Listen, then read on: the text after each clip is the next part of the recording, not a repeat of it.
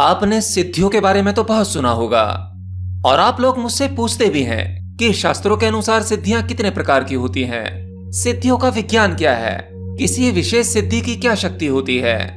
तो चलिए आज हम योग शास्त्र के अनुसार सिद्धियों के बारे में बात करेंगे।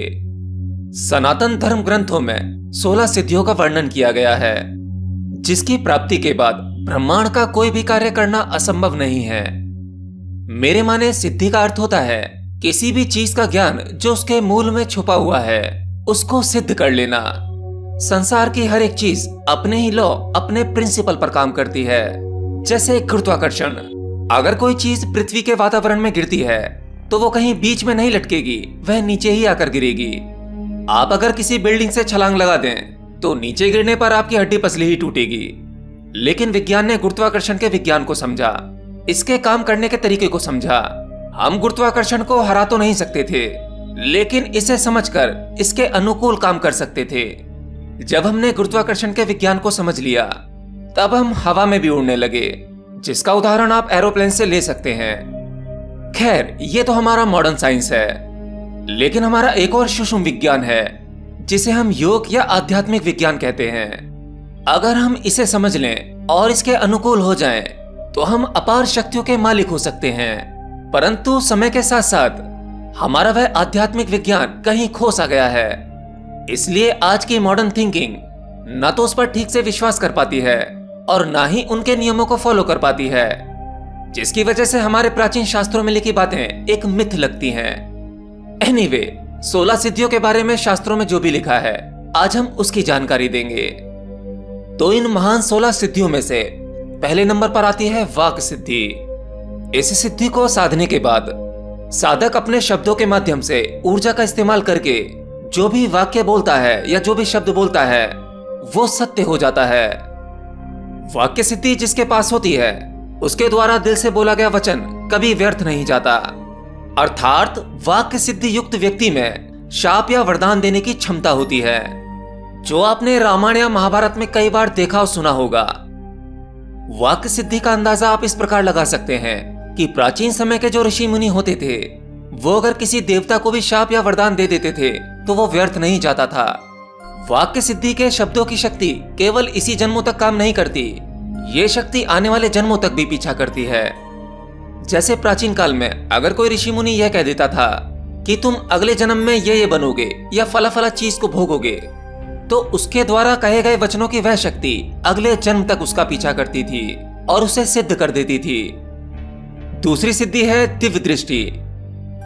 दिव्य दृष्टि सिद्धि प्राप्त करने के बाद मनुष्य वह सब देख सकता है जो एक सामान्य व्यक्ति नहीं देख सकता। ऐसा व्यक्ति किसी का भी प्रेजेंट, पास्ट और फ्यूचर देख सकता है। उन्हें समय से पहले ही भविष्य में होने वाली घटनाओं का पता चल जाता है तथा वे आंखें बंद करके उन अलौकिक शक्तियों को देख सकते हैं जिन्हें कोई साधारण मनुष्य नहीं देख सकता। तीसरी है प्रज्ञा सिद्धि। प्रज्ञा सिद्धि के अनुसार व्यक्ति में स्मरण शक्ति अद्भुत तरीके से विकसित हो जाती है तथा उस व्यक्ति के ब्रेन का हर एक वो हिस्सा सक्रिय हो जाता है जिसमें वो असाधारण ज्ञान बटोरने की क्षमता रखता है। साधक द्वारा इस सिद्धि को प्राप्त करने के बाद वह ब्रह्मांड के हर एक कण का ज्ञान अपनी बुद्धि में समा सकता है। चौथी आती है दूर श्रवण सिद्धि।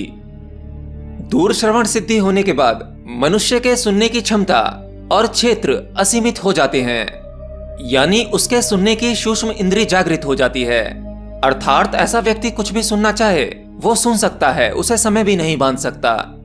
जैसे वह व्यक्ति पास्ट में हुई किसी भी बातचीत या आवाज को पुनः सुन सकता है। केवल इतना ही नहीं, वह अपनी सूक्ष्म इंद्रिय के माध्यम से बहुत बारीक या सूक्ष्म आवाज को सुन सकता है। पांचवी सिद्धि आती है जलगमन सिद्धि। हर एक सिद्धि के नाम में ही उसका उत्तर छुपा हुआ है, यानी जलगमन का अर्थ है कि जल की सतह पर भ्रमण कर लेना। जलगमन सिद्धि प्राप्त होने के बाद कोई भी मनुष्य पानी की किसी भी सतह पर आसानी से चल सकता है। अब चाहे वह किसी नदी की सतह हो, तालाब की हो या समुद्र की हो। इस प्रकार की सिद्धि आज भी कुछ विरले मनुष्यों के पास में है। छठी सिद्धि है वायुगमन सिद्धि। वायुगमन सिद्धि प्राप्त होने के बाद वह व्यक्ति वायु पर पूरी तरह से नियंत्रण पा लेता है। वह न केवल अपने शरीर को हल्का कर हवा में उड़ सकता है, बल्कि अपने शरीर का सूक्ष्म रूप धारण करके एक जगह से दूसरी जगह या एक लोक से दूसरे लोक की दूरी कुछ ही पलों में तय कर सकता है। 7वीं सिद्धि है अदृश्यकरण सिद्धि। इसके अंतर्गत साधक अपने शरीर का सूक्ष्म रूप धारण करके लोगों की नजरों से ओझल हो सकता है। ये सिद्धि लहड़ी महाशय और युक्तेश्वर गिरी जैसे महान लोगों के पास में थी, जिसका प्रमाण आप ऑटोबायोग्राफी ऑफ योगानंद की पुस्तक से ले सकते हैं। 8वीं है विशोका सिद्धि। इस सिद्धि को प्राप्त करने के पश्चात मनुष्य में रूप बदलने की क्षमता उत्पन्न हो जाती है। ऐसा व्यक्ति जब चाहे अपना रूप किसी के भी सामने बदल सकता है और अपनी पहचान को छुपा सकता है। 9वीं सिद्धि है देव क्रियानु दर्शन सिद्धि। इस सिद्धि को प्राप्त करने के बाद मनुष्य देवीय शक्ति या कहूं देवताओं के साथ संपर्क साध सकता है। 10वें नंबर पर आती है कायाकल्प सिद्धि। कायाकल्प का अर्थ है अपने इस भौतिक शरीर में बदलाव कर लेना। इस सिद्धि के अनुसार मनुष्य की शक्ति खर्च नहीं होती, परंतु यह शरीर भौतिक लौ से बंधा हुआ है, यह बूढ़ा हो जाता है, जर्जर हो जाता है। लेकिन कायाकल्प सिद्धि का ज्ञाता अपने शरीर को फिर से युवा और आकर्षक बना सकता है, मतलब उसमें नवीनीकरण की क्षमता विकसित हो जाती है। 11वीं है सम्मोहन सिद्धि। सम्मोहन सिद्धि का अर्थ यह है कि किसी को भी अपने वश में कर लेना या उसके सोचने समझने की क्षमता पर पूरी तरह से काबू कर लेना। मतलब अगर आप किसी के दिमाग को वश में कर सकते हैं तो उससे अपने मुताबिक कोई भी काम भी करा सकते हैं। सम्मोहन सिद्धि प्राप्त करने वाला व्यक्ति किसी भी मनुष्य या पशु पक्षी को अपने वश में करके अपनी इच्छा अनुसार कार्य करवा सकता है। 12वीं है गुरुत्व सिद्धि। गुरुत्व का अर्थ है ज्ञान की गरिमा। जिस व्यक्ति में यह सिद्धि होती है उसमें ज्ञान का भंडार होता है और उसमें ज्ञान को देने की क्षमता भी होती है। उसी को गुरु कहा जाता है। जैसे कि भगवान श्री कृष्ण, जिन्होंने जगत गुरु होने का भार भी संभाला और संसार को गीता के माध्यम से ज्ञान दिया। 13वीं सिद्धि है पूर्ण पुरुषत्व सिद्धि। पूर्ण पुरुषत्व का अर्थ है निडर, साहसी और पराक्रमी। ऐसे व्यक्ति को भय छू भी नहीं सकता और उसमें किसी भी बुरी शक्ति या दानव से लड़ने की अद्भुत क्षमता होती है। 14वीं सिद्धि है सर्वगुण संपन्न सिद्धि। ऐसा सिद्ध पुरुष संसार के सभी गुणों से संपन्न होता है। उनमें वे सभी भावनाएं होती हैं जो लोक कल्याण या संसार के हित के लिए आवश्यक हैं, फिर चाहे वह वीरता से जुड़ा हो या दया भावना से। ऐसे व्यक्ति तेजस्वी होते हैं और मर्यादा पुरुषोत्तम कहलाते हैं। 15वीं सिद्धि है इच्छा मृत्यु सिद्धि। इस सिद्धि को पाने का अर्थ है काल पर विजय प्राप्त कर लेना। ऐसे सिद्ध पुरुष को समय भी नहीं बांध सकता। ऐसा व्यक्ति जब चाहे अपना शरीर त्याग कर सकता है और इच्छा अनुसार नया शरीर धारण कर सकता है। ऐसे व्यक्ति को भय नहीं लगता क्योंकि वह समय पर विजय पाकर मृत्यु पर भी विजय प्राप्त कर लेता है। 16वीं सिद्धि है अनुर्मी सिद्धि।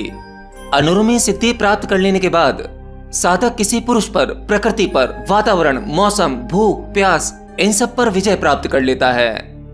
ऐसे व्यक्ति जीवन ऊर्जा का सोर्स भोजन से ना लेकर डायरेक्ट ब्रह्मांड से ले सकते हैं तथा इन्हें कभी भूख प्यास नहीं सता सकती। इस सिद्धि को प्राप्त करने के बाद व्यक्ति कभी बीमार नहीं पड़ता।